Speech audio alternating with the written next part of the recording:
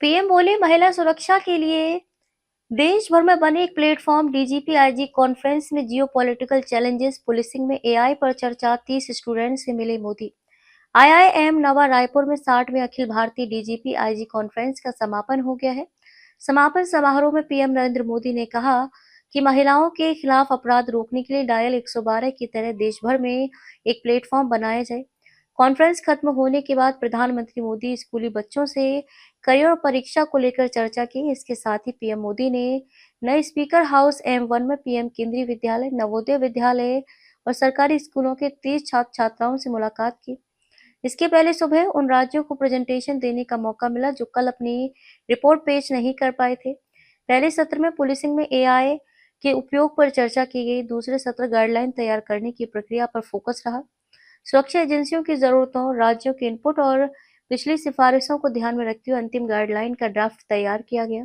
साथ ही देश की जियोपॉलिटिकल चैलेंजेस पर चर्चा हुई। इसी दौरान मॉडल स्टेट भी चुना गया, जिसकी बेहतरीन प्रैक्टिस को पूरे देश में लागू किए जाने की तैयारी है। वहीं कॉन्फ्रेंस के दूसरे दिन शनिवार को 13 घंटे मैराथन बैठक हुई थी। बैठक की कमान प्रधानमंत्री नरेंद्र मोदी और केंद्रीय गृह मंत्री अमित शाह ने संभाली।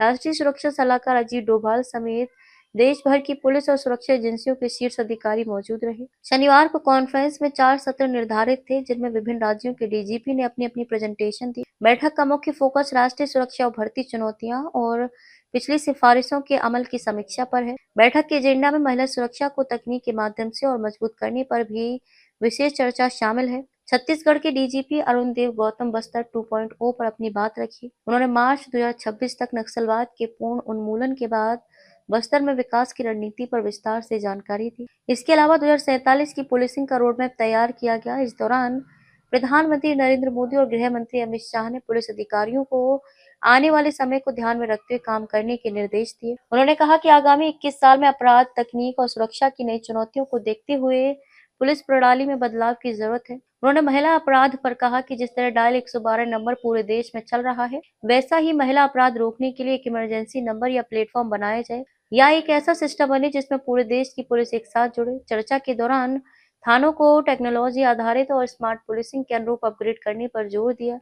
परंपरागत अपराध को रोकने के लिए पुलिस अपराधियों से एक कदम आगे सोचे। पीएम ने फॉरेंसिक साइंस के क्षेत्र में बड़े अवसरों का उल्लेख करते हुए ज्यादा रिसर्च और व्यवहारिक उपयोग पर बल दिया। कॉन्फ्रेंस के दूसरे दिन विदेश में छिपे भारतीय भगोड़ों को वापस लाने के रोडमैप पर चर्चा की गई। इसमें कई बड़े नामों का उल्लेख किया गया। फिलहाल भारत की 47 देशों के साथ प्रत्यर्पण संधि और 11 देशों के साथ प्रत्यर्पण व्यवस्था एग्रीमेंट। इस प्रक्रिया का नोडल विभाग गृह मंत्रालय है। केंद्रीय एजेंसियों और राज्यों की पुलिस को भगोड़ों की वापसी के लिए ठोस रोडमैप तैयार करने के निर्देश दिए गए।